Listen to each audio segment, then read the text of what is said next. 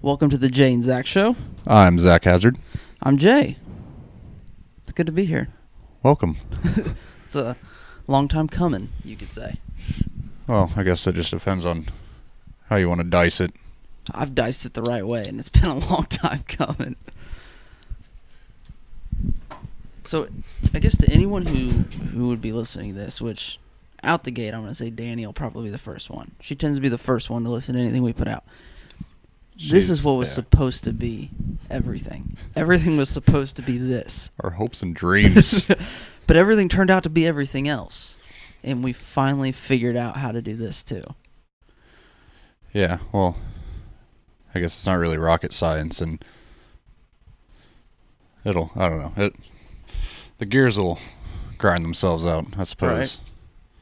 Because we're still at the infancy. You know, we're still on the teat. Yeah. Yep.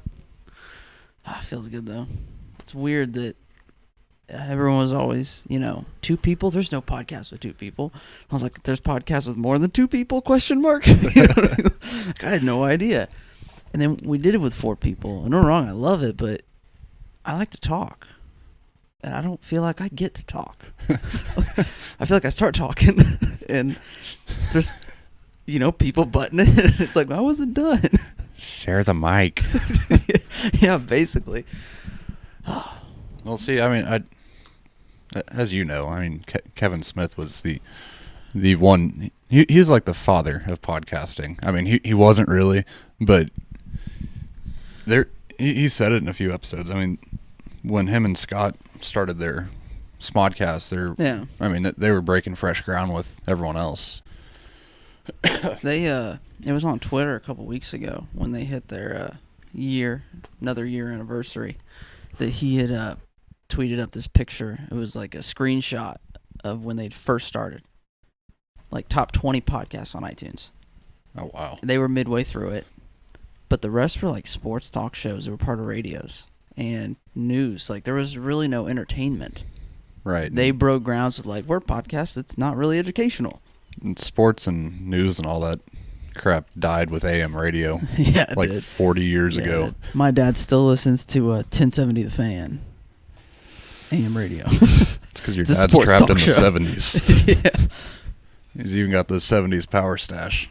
Yeah. Oh, he does, doesn't he? I keep trying to think of like a cool tagline that we would have. Something like for the cover photo. It's something along the lines of like 2 dads, false opinions. Like, because you could say that's our whole like shtick. That's if we had not had kids young, we would not be what we are today. You know what I mean? Which, you might even be giving us a little too much credit, because what we are, it's way better than I think we would have been. Absolutely, but we wouldn't be as, I'm trying to think of the right word here. Cynical, raw, and dry. Like, we're really dry. We're certainly not wet. That's for damn Skippy. Yeah. Do you notice all the rain we had the other day? For like a day straight of rain. It was a Monday? Tuesday? Yeah. I can't remember which day exactly. I just know it was terrible. Where I park is entirely flooded, and I get my shoes and my boots wet. It's irritating to me. I got new boots for Brian Bowen's funeral. Oh, that's right. Yeah, I got new boots. For a second, I thought you just said you got new boots from Brian Bowman's funeral. Hey, man, we showed up to mourn. They were handing out free boots. I was like, hell yeah. I just took a pair. Us Catholics know how to do it. Yeah, right. It was a good service, though. It was interesting, to say the least. Yeah, that's... Yeah. You made sure that I was aware of how interesting that was. Yeah, it was. Sparing the details, though. Yeah, it was something else. He seems like he's doing okay, though. He says he's going to go to mycomputercareer.edu. Is that website you always hear about on the radio? Yeah, the guy on the radio is like, do you hate your job? Yeah, because I started out, I'm like yes, I do. Jesus, is that you? And it's like, do you want to get paid more? I'm like, yeah, dude, you're on the right track. You're speaking to my soul right he's now, like, sir. Go to mycomputercareer.edu. I'm like, oh, you mean school? Yeah. No, not doing it. Go pay like $20,000 for an education that's going to pay you $15,000 a year starting out. Yeah, no shit. Yeah, I don't know I could do it. Don't know if I could do it. Well, I mean, as anybody may already know, we couldn't really hack it at school more than once. More than once. It just ain't for us. I mean, I dropped out of high school, as you know, halfway through my sophomore year. I mean, I thought you had good reason though. No, you weren't like legitimate. some of the people that were just like, well, man, I'm not a fan of this waking up early thing. So I'm gonna give up my education for some more sleep. And then it'll pay off in 15 years. You know what I mean? But I mean, it would have made sense for you to drop out as well, but you didn't. No, graduated a year early though. I went 4 weeks in my senior year and was done. Well, that's more than I can say for myself. I went maybe 4 weeks into my sophomore year, and I was like, you know what? Fuck you. What's funny is I think about it, and it's like most of the people that I still talk to dropped out or went to care for reasons of having children young. You know, Danny graduated halfway through her junior year. Yeah, and kudos to her on that. That's impressive. Yeah, to say the least. Corey went to care, got out early. Who else was it? Rachel, I believe, went to care, got out early. I think Zach Bookout graduated normal time though. Dude's monstrous. No, I mean, I can't. Every time I can't mention him without throwing in the note that dude's a giant. Right, like he's hiding the golden eggs somewhere. Right, dude. When he comes to my house, you see how you go into my kitchen and there's a doorway into the kitchen with no door, obviously, from the living room to the kitchen, but it's got that drop down part at the ceiling. Right. He's got a duck to go underneath those. When he comes down to my bedroom, he's got a duck. Like his head will hit the ceiling if he's on his tippy toes. So like he's always kind of hunched. You know, I might be able to jump and hit the ceiling. You know what I mean? The dude just naturally hits it with his head. Yeah, I don't know how he does that. I think I would have taken my legs off at the knees and just gotten a pair of I brought it up with prosthetics. Him once, and he was like, "Man, I've been hearing how tall I am my whole life." He goes, "I don't even notice anymore." He was daily talking to people. Someone makes a comment how tall I am. People who see me every day make comments how tall I am. It's a tall drink of water over there. I see what you did there. So some things I'd like to talk about eventually. Not talk about eventually. I know we will talk about them eventually. Parenting. The truth about parenting. The definitive truth from 21 and 22-year-old men. Not this what to expect when you're expecting. I'm going to tell you what's going to happen when you're expecting. Don't expect it. Prepare for it. You know what I mean? Expect the worst and hope for the best. Yeah, but seriously, expect the worst. I've not heard a good story. Marriage, that's going to be a fun one. That's going to be a risque ground we'll tread upon. I may get couch duty for if my wife hears anything of the sort that sounds slightly berating. I think your wife's in the same boat as mine, where it's like, "Hey, babe, so we recorded the podcast. I was gonna listen to it. Would you?" She's like, "Nope." Like, all right, but is it cool if I just play it out loud? Because I'm not gonna listen. Like, all right, I was gonna do it, and then I play it in bed. We're laying there. She's on her phone doing her thing, and I'm listening to it, and I laugh. That's funny, right? She goes, "Huh?" It's like, "That's funny, right?" She goes, "Oh, I wasn't listening. I was on Facebook." It's like, none of my tricks are working. Well, until that one part that really just rings in the ears, that may sound slightly offensive or slightly regretful for ever having married anybody. Marriage. But yeah, I think the big bias of it is that we're two husbands. There's no wives here. Like, there's no female opinion. It's like there's our opinion and there's no one to contest it. You know what I mean? So the fact that it's on the internet makes it official. You know what I mean? So that's going to be a fun one. Is that? I mean, we're going to talk about. I'm going to talk about comics. Granted, we have Comics Codcast, a comic book podcast, right? Courtesy of Isaac Chaney.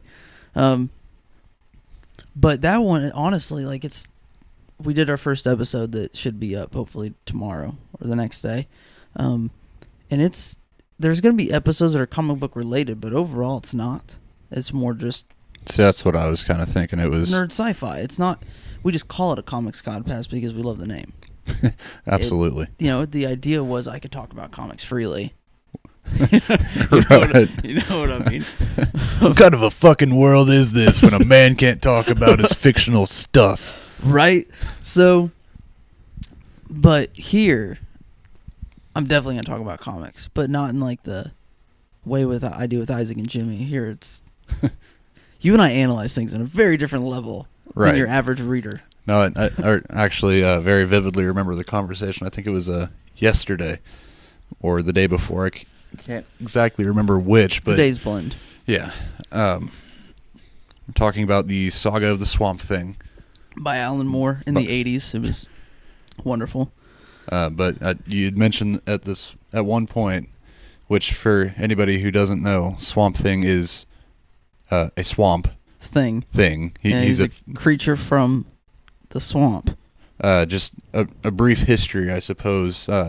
Alec Holland was he was a biochemist or bioscientist or some shit like that, and he was trying to end world hunger, like produce vegetation. He was or something. Working on a bio-restorative or restorative. My grammar's not the best. Formula, bio-restorative formula that you could grow crops in the desert. That would solve world hunger easily. If we could grow crops in the desert that would survive. Right. Well, he completes it, and gangsters want it for their employer, who's really powerful, because whoever controls that owns the world. Absolutely. In time, you own the world. Yeah. And he wouldn't give it to him, so they blew up his place. Right, because he was out in the middle of BFE, like in some Louisiana swamp or something like that. And the idea was that it'd be covert and no one would know where he was at. Right. But apparently, all the gangsters knew where he was at. So, the government did not do its research that time around. So they blow it up. He catches fire. He gets covered in the formula. He runs into the swamp and dies. Right.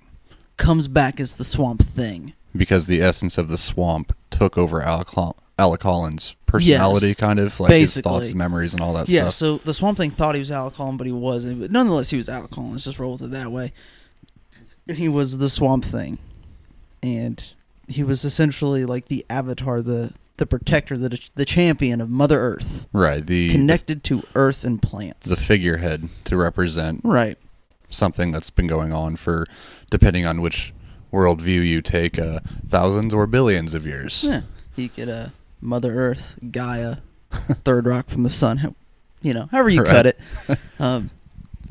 So Swamp Thing, he started out as a horror comic and eventually became a modern day like sci-fi comic, but he started out as a horror comic and it was gruesome.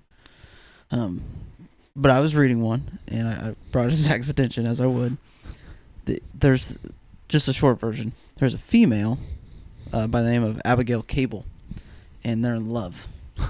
Right? She loves the Swamp Thing, as any normal woman would. As any normal woman would love. But he's like, I love you deeply forever. That's my Swamp Thing voice. He's always just, my leaves tell me I love you. Right. That means I love you. I mean, read the Alan Moore one. Like, I don't remember this in the current comics, but in the 80s, like every 2 words was ... So it'd be like deeply ...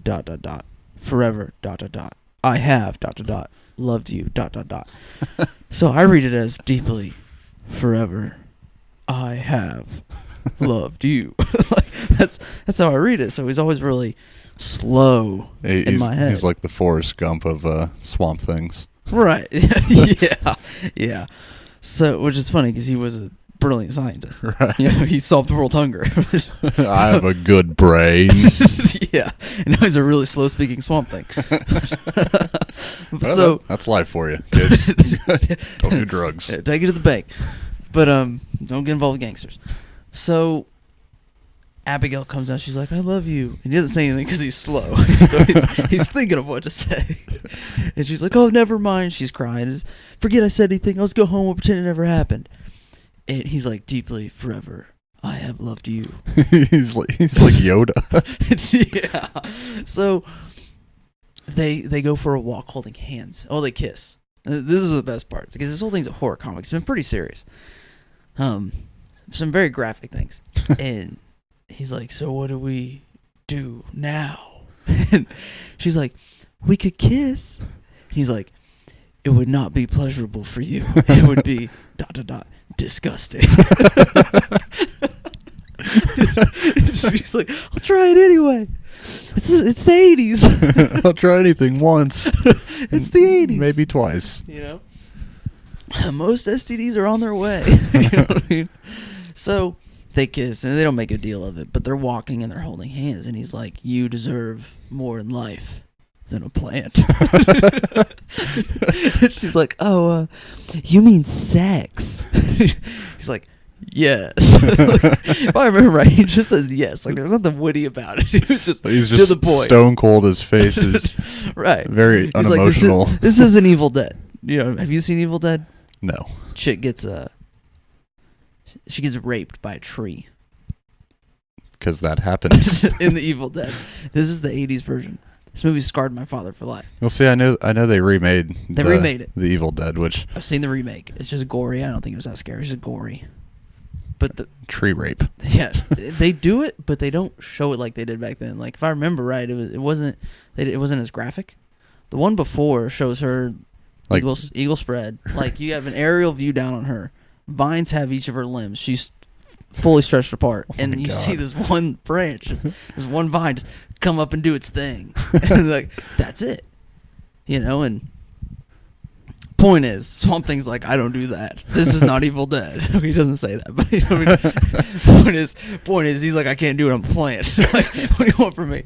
You know, I'm just your garden variety limelight hydrangea. Yeah, it's like, hey man, you know, I'm not into that human fucking thing. You know what I mean? I just don't do that. So, but I like a lot of porn. Right. She pulls the classic line. She's like, well, you know, I've thought about that, but that doesn't mean anything. As long as we care about each other, right? I don't care about that. He's like, I may be a plant, but I have a sex drive. Just kidding.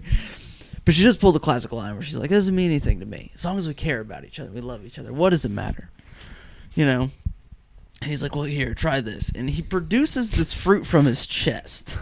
See, and this reminds me of the Swamp Thing Secret Origins, when the last of the Serena, Guarev or whatever his name is, he's sitting there writing the memoirs as the Serene people do. And Swamp Thing appears out of nowhere. He like comes like Batman style, drops in the room. And he's like, "I thought you were hungry." He produces a fruit. Yeah. So he produces this fruit from his chest, and it looks like a potato. It's kind of orange. That's what was in the Secret Origins. It looks like that. Oh my god! Right. And he hands it to her. She's like, "Oh, what do you want to do with this? Eat it?" He's like, "Yes." Like, once again, there was hesitation because he's slow. Like, there was no thought. He was just like, "Yes." And she's like, "Yo, it used to freak me out, the idea of people eating you, but you know, if this is what you want me to do," and it's that classic girl line, "If it's what you want," and he goes, "It is." Like, the classic guy line. We didn't think about it. There was none of this like, well, you know, he's like, yes. The repercussions of this. Yeah, I do want you to do this. Hence, I gave it to you. I don't play mind games. I'm a fucking plant. So she eats it, and she trips out.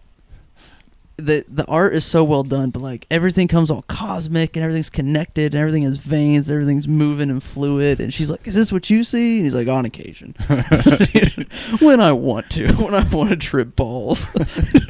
You know. So she's tripping, and it shows them like walking around. It's this poetic writing about they've become one, and like they hold hands, but their hands connect. Like, it's LSD at its finest. It's acid. And really, like, in all actuality, he's like having to drag her by her hair because she's so stoned. Yeah, he's like letting her float in the swamp. He's just walking around, and it's very sexualized without there being anything really sexual about it. You know, right? But like, she comes out of this high, and she's laying in the bank of the swamp in the water, and she comes up, and like her the straps of her like tank top are like down on her arms, and her hair's kind of a mess. You know, she smells like a swamp. Right? Like, And this isn't what was said. This is what should have been said. You should have been like, "Was I good? Was it everything you hoped for? That was your first time with a plant." But he's like, "That's street sex for you." It was amazing. That made me laugh. I bet he had some killer morning wood. Oh, I see what you did. No, it's well done though. Like, it's funny, it's so well written, but like that's how like we view things. Like we step back from the poetry for a minute. Right. We're just like, realistically, she just drugs. Like, that's all it was. We'll see, and this reminds me of the idea that you always wanted to do, that if for whatever reason we get the opportunity to write any superhero characters, right, without the fear of plagiarism in court and paying lots of money that we don't have. You wanted to do a satirical one where all the characters are upside down triangles, because that's what they're... Yeah, I want to do a parody of like the Justice League. We'd throw Marvel in too, because it's our game. Right. You know, so we'd have them all in the same book. We'd have the Justice League meeting. We'd have a meeting with the Avengers to save the world, right? All the villains teamed up. Classic story. You know, no originality. We just have like Batman come out of the shadows. He's like, they're killing parents. My parents are dead too. You know? And then Superman's like, "Oh my God, not again." We know, Bruce, get help. We know. And, you know, the Avengers like, "What's his problem?" Like, it's just every 10 minutes, it's about his fucking parents. You see him over there mumbling things to himself. And you just get over it over time. He's really no use. We just let him hang out to feel special. It's like a nervous tick. Yeah.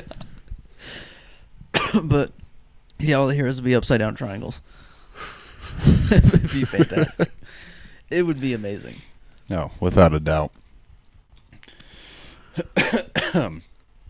Hopefully in time we'll have a lot of works, a lot of ideas done. This podcast is hopefully just the beginning.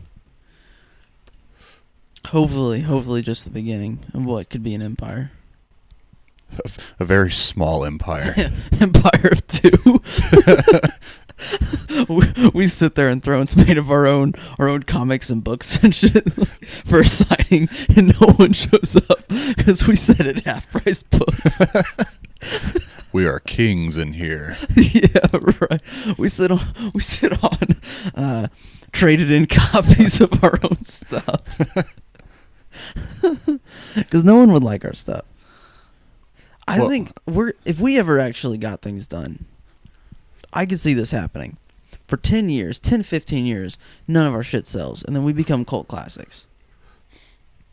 You know, you hear a lot about writers who wrote something they weren't recognized after their death, and it ended up being like a work of literature. This was read in high schools, but during his lifetime, no one respected him as a writer. Right. I mean, it's like the book of Anne Frank.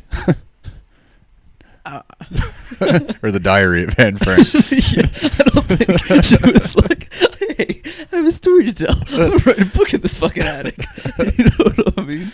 I think it was more like, "Oh God, they're gonna kill me. I should hold a diary because I have a lot of teen angst." You know what I mean? See, I heard on an episode of Smodcast, they were reading this article, and there was a mother in one of the flyover states who got really furious because the kids' literature teacher got the unedited version of the Diary of Anne Frank, where she... I didn't know there was an edited version. Oh, no, the American Standard is the edited version, but in the unedited, like uncensored one, it's talking about Anne Frank and self-exploration in the attic and all that stuff. Wow. Yeah, and that's American literature right there. Overseas. Oh yeah, that's what's great about it. It's American literature, not written by an American or in America. We teach it in our high schools. Well, see, George Orwell, I think he was Filipino, I want to say. I have no idea. And he wrote Animal Farm in 1984. Okay. And he's got a bunch of other books. I'm reading one right now. It's boring as shit, but I mean, one of my favorite books is The Great Gatsby. So yeah, I had no sympathy. I did. I maybe why I don't like it. So I had to read it in high school, and it was like this is a work of art. This book was so influential, and we had to read it. Right. And so we go through it, and for me, it was like this is the most basic plot. There's nothing to it. He doesn't care about Nick, and what Jay Gatsby doesn't care about Nick Carraway. He wants to fuck his cousin. Right. This whole thing was about a chick. Right. Well, I don't care about this. Whom he's stealing from another man. Yeah. Who has a chick on the side? Right. It's like there's no story. Like this sucks. Well, see, what was phenomenal about it is the guy he built this empire on a sham. Like his entire career, self-worth was all a lie. And whenever he died, he realized. Well, he didn't realize, but you realize when reading the book, no one shows up to his funeral. He has all these beautiful, magnificent parties. But it was all based around this facade that he put on, and Right. things come to the light. He's dead, Well, they and touch nobody. on that. They're like at his parties, most of the people never even met him, let alone seen him at his own parties. It's funny for a book I hated. I know a lot about it. Well, it's like the Great Expectations. See, Great Expectations, part of me liked because it was like, oh, it's about a gentleman. I want to be a gentleman. I like books about gentlemen. You know what I mean? Granted, it was slow, and the whole thing was like, the chick. I don't know. I can't remember as much about Great Expectations. I just remember like the very end. The chick was like, and you're a gentleman, and you never got the girl you wanted. The end. I was like, oh. But I think Great Gatsby would have been better if they'd focused more on the scandal and less on him going after the cousin. You know what I mean? And like was it East Egg and West Egg, and it was like new money, old money, and like. He would stare out at the light every night. And it's like, get a fucking hobby. Build a boat. yeah. If you want to see a light so damn bad, buy a boat and go to it. You're rich. Quit staring at it. No, I'm just cynical. I probably just hated the fact they made me read it. Yeah, I think if you would have read the book outside of high school on your own accord, you probably would have actually enjoyed it, because the whole book is filled with cynicism. It's like it reminds me of The Catcher in the Rye, because he was I never did that one. You never read it? No. Basically, it's a spoiled child who gets kicked out of college because his grades suck or some shit like that. Right. And he's just full of why bother, like that real Eeyore mentality. He's like, and everything sucks, and yeah. all this is just terrible, and there's absolutely no resolution at the end. Right. But the book is filled with nothing but like profound cynicism. You can't help but feel for the guy on some level, whether you hate him or love him. Right. We've all been there. I've got it. The book, if you would like to borrow it. Nope. I just be honest. And I've thought about reading I could do short stories because I could read one and put it down for a while, and I feel like I missed anything because I already read the story. But a full length book, if I open a book and I like it, it's all I do until it's done. So for like 3 or 4 days, all I would do is read. I'd be dead to the world. You know what I mean? So it's Right. like, let's wait till I have time to read a book. Here's a great topic. I've had this discussion many times. Are you a fan of the film The Breakfast Club? Absolutely not. The movie sucks, right? No, it was one of the most terrible pieces of self-proclaimed. Well, Why is that? publicly What would make you proclaimed. say something about such a renowned 80s film that defined the childhood of so many? Because their childhood is wrong, and it's right. It's based on a terrible movie, and let's spin the tale. Spin the tale for listeners. Kids are in detention. Yeah, if you've never seen the movie The Breakfast Club, spoilers alert, they go to detention. Somebody sneaks around in the That's it. The ducks. That's the spoil. That's the whole plot. But let's spin it. So how many was it? 7? 7 kids? What was it? Because there was the one kid who tried to kill himself. Right. There was the preppy chick, right? Yeah. There was the emo chick who did the drawing. Right. There was the jock. Yeah. There was the A doofus. There was a doofus there. class clown. Yeah. There was the badass. Right. He's hey man, I smoke cigarettes. And I wear my sunglasses inside. Yeah, because it's so bright. My future's so bright. I need to wear shades. My old man, he used to make me smoke cigarettes. He caught me smoking, and he made me smoke an entire pack. No, I just smoke a pack a day because I'm cool. I'm here because I choose to be. Matter of fact, I like detention. That's 6. Maybe it was 6 kids. Either it is between Whatever, 6 or 7, 5, 6, 7, 6 at least. Right. 6 kids.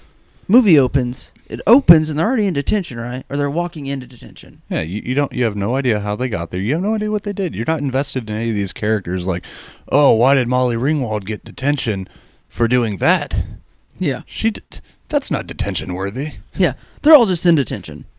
All right, so about 30 minutes of film goes by. Guess where they're at? Detention. They're still in detention. And so halfway through the film, they get to the point where they're starting to share each other's stories, right? Because in detention, you're not monitored. No. No, it's a freaking hangout. Right. Right? And you all share yourselves with the group because that's fun to do in an awkward situation when you literally have one of every cliche stereotype in high school. Of course, this was in the 80s, and I don't think there was a single black actor or actress in the entire film, if I remember right. I think it was an entirely white cast. Fresh white faces. Right. So, sort of going all the way and having the black stereotype. You just have all the white stereotypes. Stereotypes, mind you. I'm not saying anything factual. These are stereotypes. I hate the film. So, they hit the point where they lock the door so the principal who checks on them on occasion doesn't come in. They dance around the room. Right? Choreographed. They eventually, if I remember right, they end up in the vents, crawling around looking at stuff. One of them's in the rafters doing something or other. Right. By the end of it, they find themselves in the meaning of life. They leave detention. The punk chick, the emo punk chick, got with the jock. Ooh, twist. What a twist. You know what I mean? Like, it was all the cliches of high school turned on each other. Because that's the good that's the good ending right there. And it ends with the badass guy who now has a heart for some reason, who I think kisses the preppy chick at the end of it. Right? I remember he kisses her, she gets picked up, they have a moment. He's walking out through the football field, he throws his fists in the air just because he's by himself. Why the fuck not? So he lunges his fist in the air like, hoorah! The 80s freeze frame. Freeze frame, credits roll, and they play an 80s song. The 80s song. Yeah. The song of the 80s. That song actually probably defined the generation. See, I hardly remember the song. I just know it was an 80s song. Probably it's the same song they play in every John Cusack film he did in the 80s. You know what I mean? Every Cusack and Ringwald film. Right. So let's just recap. Open film. Detention. Midway through film. Detention doing things that would have never happened. End of film. Leaving detention. And really, it was probably like, what, an hour and a half film? Probably 90-minute flick, yeah. Probably the amount of time they would have been spent in detention to begin with. Yeah. Yeah. No conflict other than the fact that they're somewhere where they don't want to be. No resolution because there's no conflict to resolve. Right. And I know not all movies have like, what did you take away from this film? Because there's a lot of movies, like Tusk, you don't walk away with a life moral or story. You know, it's just a story. Right? So if there's no moral, you know, we're not spinning the tale of the Odyssey with Odysseus here. There's a moral in a story, and like you come out a better person. Just a story, but you should be entertained. If someone's gonna pay the money to have that produced and pay the actors and actresses to act like fools on a screen, yeah, right. You at the very, very least, you should be entertained. Right. I don't dig it. I don't know. I love a lot of 80s. I do love a lot of 80s films. See, I personally don't think very many good movies came out of the 80s. Well, here, let me throw a few at you. You tell me your opinion, because we've never actually had the 80s film discussion like this. I know we've discussed this one, but The Warriors. Oh, I mean, Fantastic film. Fantastic film. I actually got into a slight debate with some of the guys at work. Why? Oh, it was over this. I'm like, the only good film to ever come out of the 80s was The Warriors. And two guys were like, oh, that movie sucked. That movie was terrible. I said, how? I mean, I respect your point. I don't really, because you're full of shit and I hate you. But yeah, but my Zac face says, do I respect elaborate. you. Right, do elaborate, please. And they couldn't come up with anything. They're like, oh, just a bunch of gangsters in New York, and it didn't make sense. And well, you clearly haven't seen the movie. Go home and watch it. Yeah, all right, we're gonna spin you another tale because now I have to justify the Warriors. Well, no, you have to justify the Warriors. The Warriors justifies itself. Hell yeah, it does. So let's just see that the movie has a purpose though. You know what I mean? Like, it starts out briefly. Cyrus is trying to unify the gangs right, under one name to stop the bloodshed. right. He gets assassinated by was it the baseball guy? No, it wasn't the baseball guys. Whoever the other guys were, they went around like Warriors. You're right, with the beer bottles and yeah, clank, clank, yeah. clank. Warriors. Come out to play, yay! Yeah, that dude he punched in the face. Every time he said it, I was like, oh, how are you the leader? No one would respect you. But, so they assassinate Cyrus. All goes to hell. Cops show up. Everyone disperses. The Warriors are on the other side of town. They got to get back to their turf. So they got to battle gangs on their way home. Right. And they finally make it home to get home to their gang and be welcome again. Like, I understand they're like, it's not that much different from Breakfast Club in terms of what actually happens. But it's badass. Yeah, and there's moments of like life and death. You think they're going to get killed. They have to band together. There's moments of brotherhood and through trial. And I think one of them was a fresh gang member that was new. The idea is you went to this place with no guns, no weapons. So they had to go home on whatever weapons they could get their hands on. Right. It was a fight for survival of the fittest in defending your brother. It was a war film without war. With, all of the gangs there, like rival gangs, ally gangs alike. All of them. Right. Imagine a movie where the president and all the world leaders, not the UN, I'm talking evil world leaders, good world leaders, we all get together. And for some reason, we brought our military. Or like, not military. We have select Secret Service individuals and everybody for protection. We're all together. And let's say one guy's leading it. Leader of the UN, you could say. He doesn't represent any country. He represents Earth. He's trying to unify everybody to make a better planet. It's the Antichrist. Okay, so it's the Antichrist. He gets assassinated, thank God. So, literally, thank God. But, so he'd get assassinated, and everyone would disperse. But let's say this thing took place in some other country in Europe or Asia. And now our Secret Service members, played by Denzel Washington. Samuel L. Jackson. We'll throw Samuel Jackson. Who's good, like, cop film guys or, like, drama actors that are dangerous? Denzel Washington's one. Samuel Jackson's one. Jake Gyllenhaal does a pretty decent job at... Jake Gyllenhaal, he'd be the young guy that was new. Right. We're not doing Ryan Reynolds. He was in that Safe House movie with Denzel Washington. So I can't put those two together. Because Jake Gyllenhaal was in Zodiac. Him and Robert Downey Jr. Oh, they were, weren't they?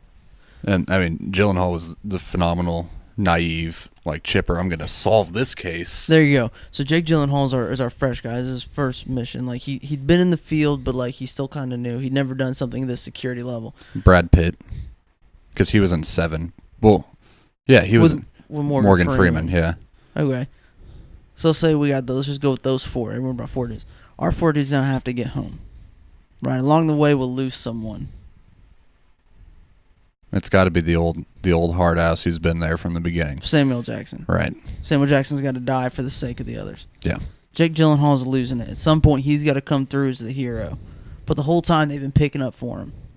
So our 2 main guys are Brad Pitt and Denzel Washington. This is a really weird cast. None of these guys I don't think have ever really been in flicks together. The more I think about it, I can't really place any of them together in a movie. Should we sub Brad Pitt out for Edward Norton? Yeah, that'd be. I like Edward Norton. I do so too. Yes. Okay, so Edward Norton. So Edward Norton, and although I think Edward Norton would play better the new guy, because he can pull off that like I'm scared thing really well. Yeah. Okay, so he's our new guy. Edward Norton's our new guy. He's our new guy. Yeah, he's kind of he's our newer guy. So Jake Gyllenhaal and Denzel Washington are experienced guys. So basically, they're leading the group. Samuel Jackson dies. Jake Gyllenhaal or Edward Norton eventually has to man up and do his part. They finally make it home. That would be renowned as one of the greatest films of all time. If it was done right, it'd be like Behind Enemy Lines with Owen Wilson or Saving Private Ryan with Tom Hanks. Right. It would be renowned as a great film. But if you do it with gangs in New York... Oh, no. No. Okay, so next movie out of the 80s. RoboCop. Oh my god, I knew you were gonna say RoboCop. I just watched the remake like last week, so I mean, I can appreciate RoboCop for what it was because it was one of those original ideas that Right. had not been done before. right. You know, it's cyborg, and people in the '80s are like, "Oh God, it's like the Jeffersons." You know, this is the future. Right. I have reservations about RoboCop though. My sister is a cop, as you know, and sometimes when she gets a little too trying to think of a polite way to put this. She gets into the conversation a little too much, starts getting very opinionated as she often does. Okay. I bring her back down to earth by saying something along the lines of calm down, RoboCop.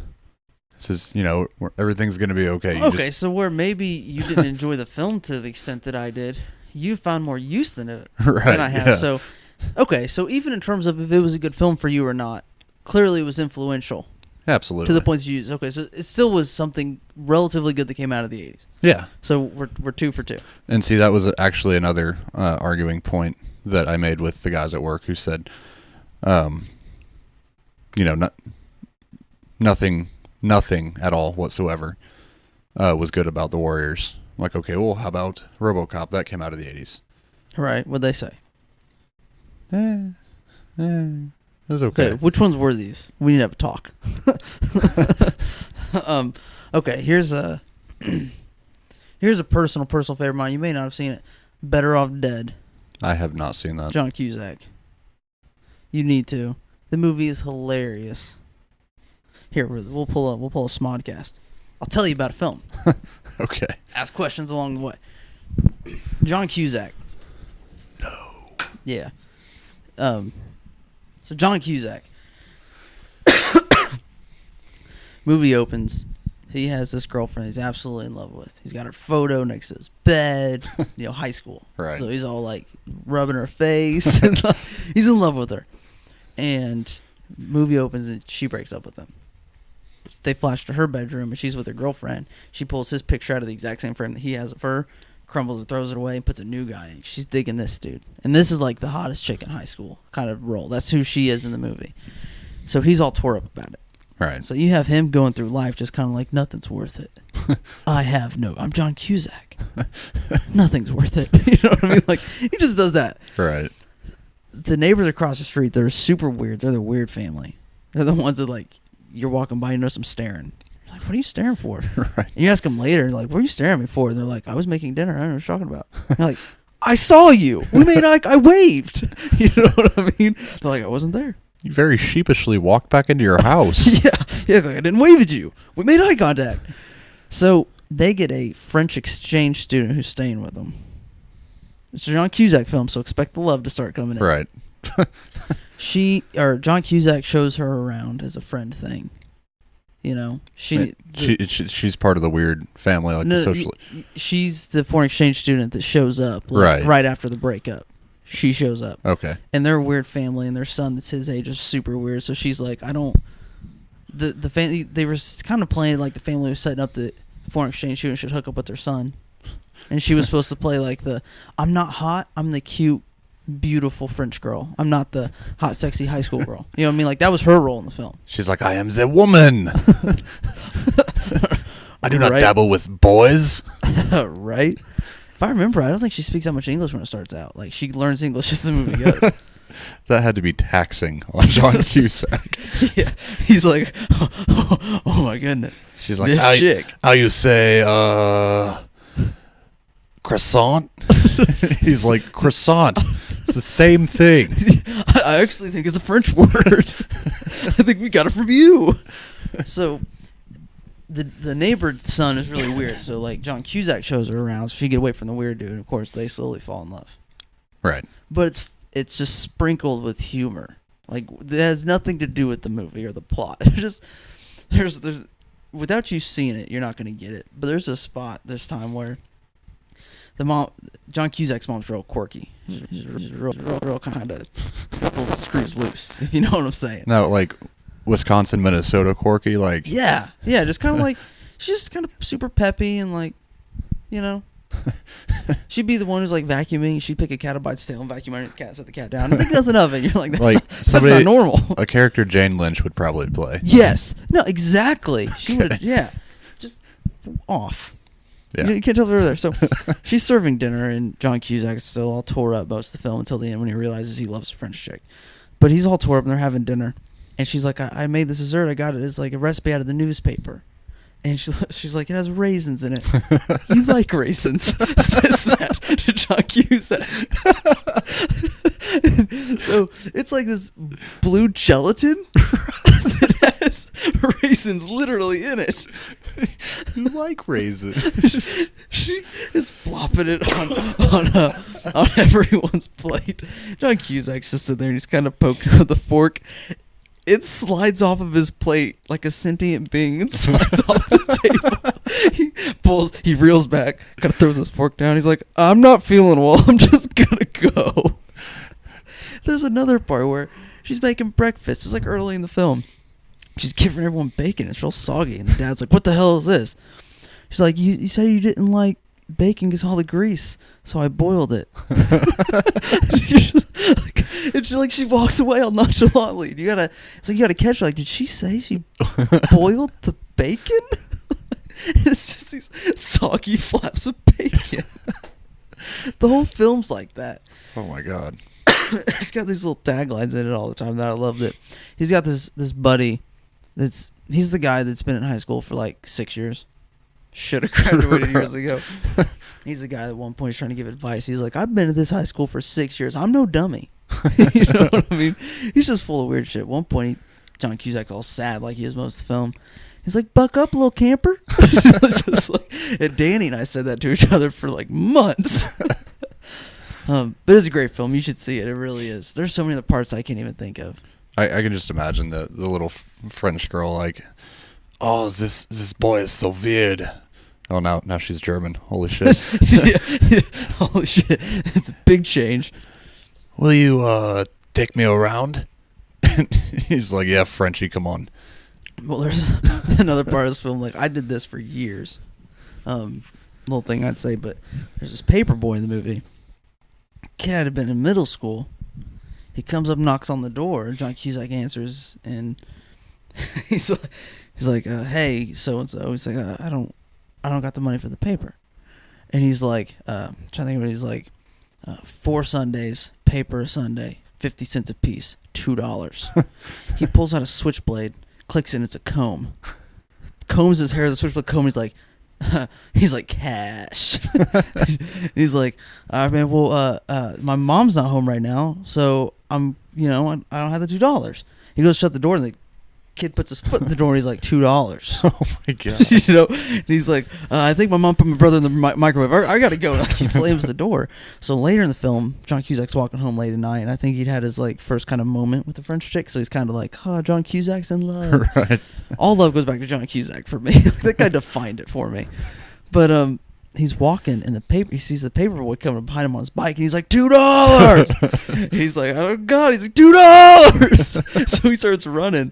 He ends up running into the woods. There's a fleet of paper boys chasing him on their bikes, and they're like, $2. And he's running through the woods at night, and it's all foggy. Right. And they're all screaming $2 at him. And then throw a twist on it, they end up all just gutting John Cusack, and the film's over. With switchblade combs. But the movie's just full of stuff like it has nothing to do with the plot, but it's hilarious. That's a movie that's kind of like Breakfast Club, but it had a point. Right. Life sucks. You get the chick you think's the one, she's not the one. It happens more than likely it's a foreign exchange student. You know what I mean? Who happens to be a neighbor who's gonna leave, so don't get too attached. Right. You know what I mean? But that movie, like, you could pull away from it. Did you ever see The Graduate? No. You know what it's about? No idea. You got to see it. Okay. Dustin Hoffman. Okay. I like Dustin sleeps Hoffman. with his girlfriend's mother. Okay. He's gonna ring. You ever seen 500 Days of Summer? Yes. Remember when they're talking about Zooey Deschanel's character and Joseph Gordon-Levitt's character when they were kids and their feelings on love, and it's like Zooey Deschanel's character learned of love when she was 12 and realized that she loved nothing more in the world than her hair, and she realized how easy it was to cut it off and feel nothing. It's very poetic, but like that's why she's so detached in the film. Right. It's like Joseph Gordon-Levitt's character got a false sense of love from the movie from seeing The Graduate at too young of an age, and it shows him like 13 watching The Graduate. I saw it a couple years ago. Finally saw it. Heard so many things about it. The premise is he's in love with this girl that he's dating. The mom comes on to him. I think he's a virgin. He sleeps with the mom. They have an affair. Her name's Mrs. Robinson. Oh boy. Yeah, that's why that name is so Right. famous for other women. Right. They're the Mrs. Robinson. Well, this is where things get shaky. The whole film he's trying to get out of this, trying to figure out what to do, and because he still loves the daughter, he's just fucking the mom. Right. You know what I mean? So they towards the end, she's getting married to some other guy. He shows up at the wedding and he's like, "But I love you." Daughter, whatever the chick's name is, and they run off together, and everyone's mad at him, and it shows them get on a bus and get in the back of the bus and take off, and they're in love, and that's the end of the film. Huh. Now, it'd never play out like that. No. Ever. But it's so famous for being the first that showed that. Yeah. No, they definitely crossed some. That had not been done before. You They slept crossed with some your lines. girlfriend's mother, because he's supposed to be like this high school student, or Right. he's in college. He's supposed to be this college student that slept with this older lady, But the idea where at the end, she's totally Carol. You slept with my mom, but we love each other now. You're not sleeping with her now, so we're okay. It's like, no, the psychological damage is done. Yeah. It's your mom. You know what I mean? But you should see The Graduate. It's a weird movie. Hoffman played in I Am Sam, didn't he? I've never even heard of I Am Sam. What's that about? I couldn't tell you. To be politically correct, it's Whitney and I got on this kick where we were wanting to watch movies with mentally handicapped characters, because for some reason those movies are the best movies. Like Sling Blade. I've heard of it, never seen it. Oh my god, you need to watch Sling Blade. It's like a 3-hour flick, but it's Billy Bob Thornton, and he plays the retarded role phenomenally. He's genius in it. Forrest Gump, he was mentally handicapped as well. I have mixed feelings on Forrest Gump, but it's going to take a long time to talk about, so that'll be another time. Okay. What was the other one? What's Eating Gilbert Grape? Have you ever seen that? I heard of it, never seen it. I don't think I could watch Johnny Depp and Leonardo DiCaprio that young. No, it'd be weird for me. It was weird for me, and it was weird for my wife, but Leonardo DiCaprio plays such a phenomenal role, and I know I just used the word phenomenal twice, but that's just what these movies are. Right. These movies can only be described as indescribable. I started Rain Man. Rain Man's a great movie too. I made it about halfway. I made it to the part where he's talking to his brother in the car. He's super frustrated, and the brother they're talking about underwear. Right. He's like, "I'm not wearing underwear." He's like, "What? I gave you underwear." He's like, "It's not underwear from Target." Yeah. It's not from Target. Because there's Targets all over the world. Like, we'll hit a Target. And he's like, it's not from the right Target. And he gets so frustrated, he stops the car, and it does the classic 80s thing where, the camera's on the wheels, it skids stop. Yeah. And it shows him get out, and he gets out there, and he's just cussing in the middle of the road, like, what does it matter? What does it matter where Target they're from? They're underwear. And he just goes off. And then I was trying to write, and I can't write with the movie on, so I turned it off to write, and I haven't picked it back up. But I think it's on Netflix right now. But I'd started it. It was good. Yeah. Dustin Hoffman is... It's Dustin Hoffman. He's Tom phenomenal Cruise. in that film.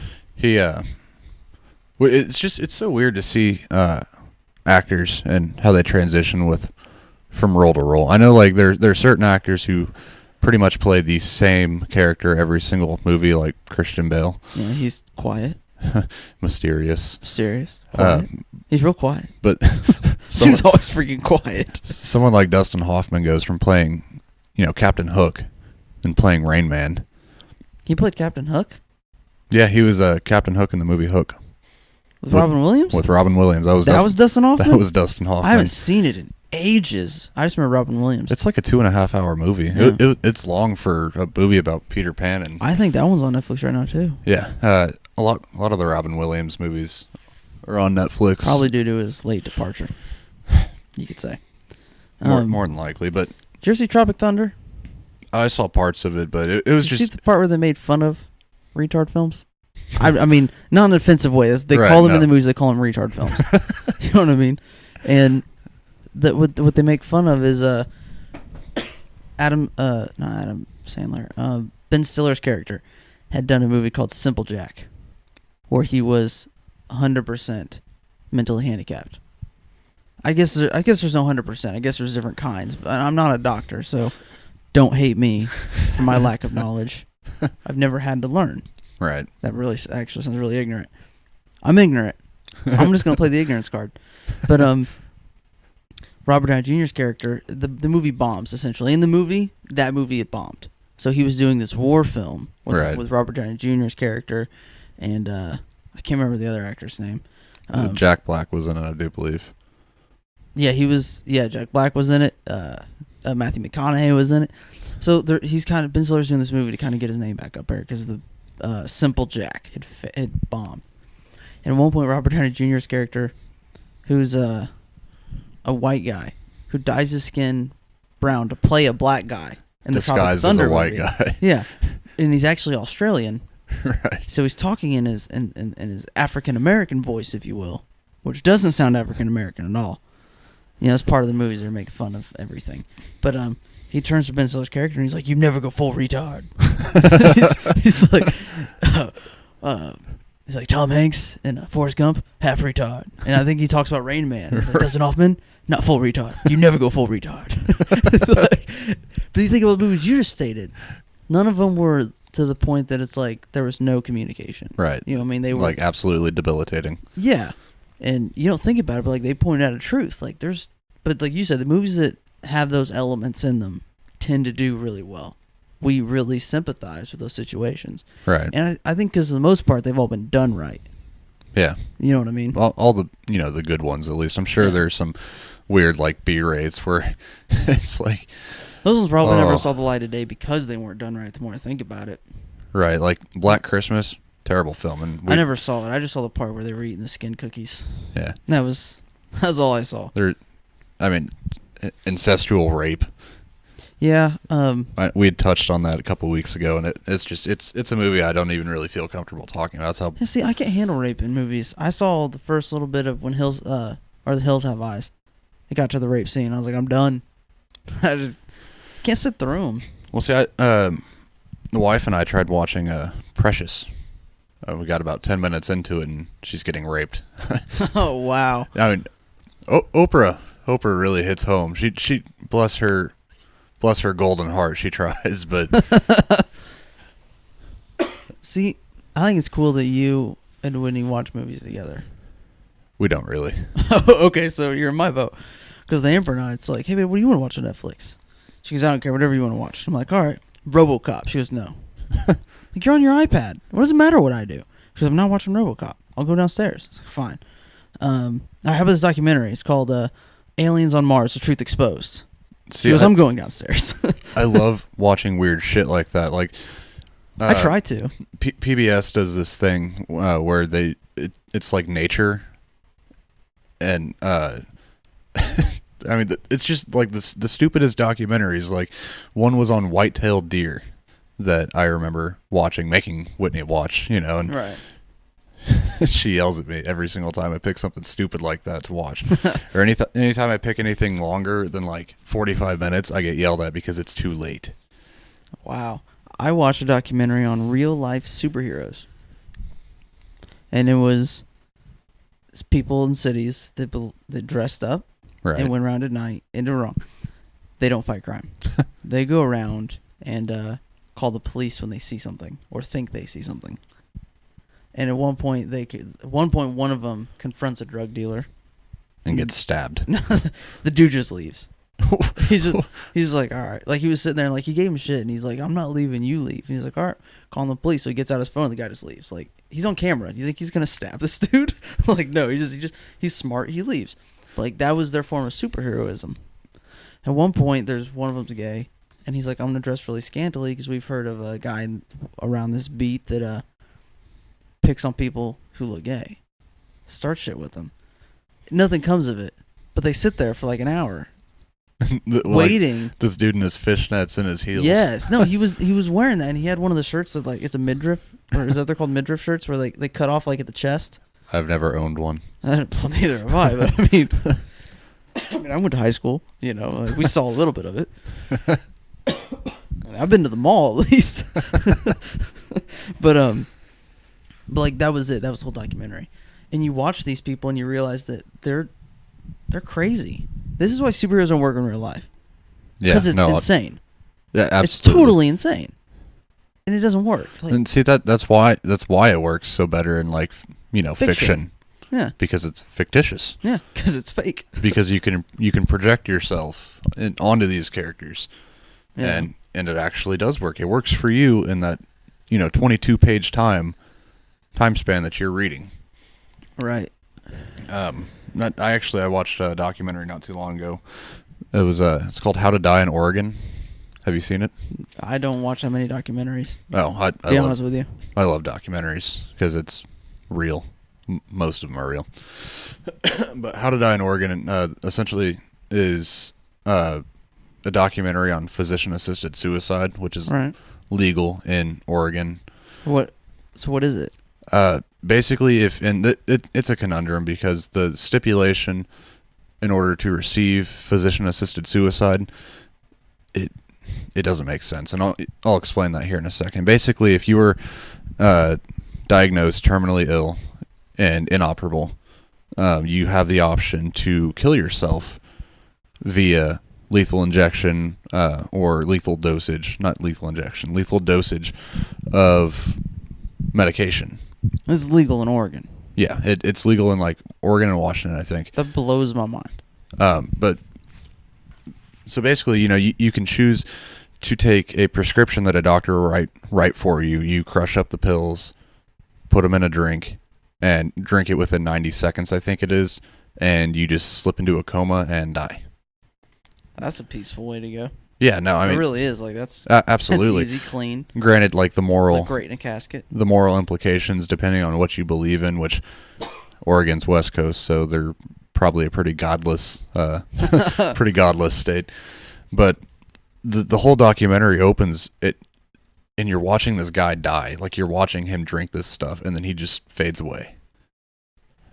In the documentary. In the documentary, very first opening scene. You watch a dude die in the documentary. The very first. Like, within the first... Well, see, now it's not like I want to see it. I feel like I have to. It's like... No, it's so weird. Like, it opens up, and it's essentially like a living wake, almost. Like, this guy's getting his final goodbyes in with his family, and, I love you, thank you for you. Were they with him when he... Yeah, they were sitting right next to him. He was in a bed, and he drank the medication, and then just drifted off. And then it cuts to the next scene where it's like it's giving explanation and all that stuff, and you're following a couple people, but specifically it's one woman named Cody. She was diagnosed with some kind of cancer, and the doctor gave her, I think it was 6 to 9 months to live, but she had surpassed that by a while. Right. And so she was kind of on the fence. She didn't know if she wanted to take the physician-assisted suicide option because, she was given that prognosis of not going to be around for quite a while. So she was exploring that option only for her to surpass her prognosis and be like, well, good thing I didn't take that option. What the fuck do I do now? Do I just sit here and wait to die? Like, because clearly they don't know when it's going to happen. Right. But can you just imagine how emotionally taxing that would be? Just, you're like, well, I'm waiting for myself to decline, because once I start declining, there's no return. There's no point of return. In which case, then I have to mull over, I'm going to kill myself. Yeah, I couldn't handle that. I couldn't handle boot camp. I think I would handle knowing I'm going to die soon. No, I recommend you watching that. It's like 2.5, 3 hour documentary. Wow. It's lengthy, but it's really good. So here's something that we didn't discuss before this. How are we going to end this? Like, what is going to be our going out phrase that's going to lead back into a song? We should get issue 40 of the Swamp Thing and read that whole like letter from the creators that Charles Soule put into the entire issue, where he's going on about how every beginning has an end and blah blah blah blah blah. Read that every single time. Like, actually read it. Don't record it once and then play it back every time. We'll read it fresh. By the end, we're gonna be like, every story has an end. Blah, blah, blah, blah, blah. See you guys next week. Are we almost out of time? What time is it? We're an hour and Oh, wow. 5 in, and it's 10:43. It's 10:43. Yeah. I'm dead. I gotta get home. Really? No, I probably have. No, I mean, we technically have time. I just wanted to be home by 11. Yeah, that's fine. Yeah, we'll go ahead and put a pin in it here, and we'll pick up next week. So we can't, as much as we want to be Smodcast, we can't. Have a week. Yeah, right. I was talking to Isaac about that. I was like, I picture him, his left arm goes up. He's like, have a week. Like, have a week. His arm goes up every time. Like, without fail, he'd do it every time. So we need a catchphrase. We're not going to have one this week. Unless we think of something right now on the fly, which I can't. I need time, but we'll think of something. I imagine, like, 5 episodes from now, it's going to sound really solid. Like, out the gate, I was just excited to do it. You know what I mean? Just us. And this might be why everyone thinks we're gay. Right. Well, no, it's just not that there's more freedom as much as it is that you and I have been doing this for years. Absolutely. Just us hanging out late at night, smoking, bullshitting, doing our thing. Totally heterosexual. Yeah. What does they say in Jane Silent Bob Strikes Back? My hetero life mate. My hetero life mate, Silent Bob. Yeah. You know? Yeah, I mean, but with everyone else, it's almost like we all got to try to get a turn in. Yeah. You know, like, we know what we're doing. We just put mics in our faces and do what we're going to do anyway. Yeah. We just have an excuse to hang out now. It's for the podcast, babe, I swear. Yeah. Yeah. I mean, realistically, that. And so the plan is eventually we'll have comics. We're going to be working on a book soon. This hopefully shouldn't take long. We have 2 other podcasts. That's part of our little group, you could say. Subjectively Speaking can be found at subjectivelyspeakingproductions.com. I realize we have not done any advertising for ourselves in this, or for this one alone. We have another one that just started that'll be up the next couple days. It's Comics Codcast, a comic book podcast, with my brother Isaac, me, and my cousin Jimmy, and we talk about just nerd stuff in general. And then, like I said, we have Subjectively Speaking with Colin Goss, my brother Isaac, me, and you, Zach, where we tend to read articles. This is kind of like the thing we do over there. Yeah. Hypotheticals and articles. Right. Which is genius. It is. Like, the system we have is good. Just a lot of people sometimes. Right. Yeah, but so hopefully we'll be found on iTunes soon. We need a Twitter account. Oh boy, please. We have so much God. work to do now. Yes, I love working.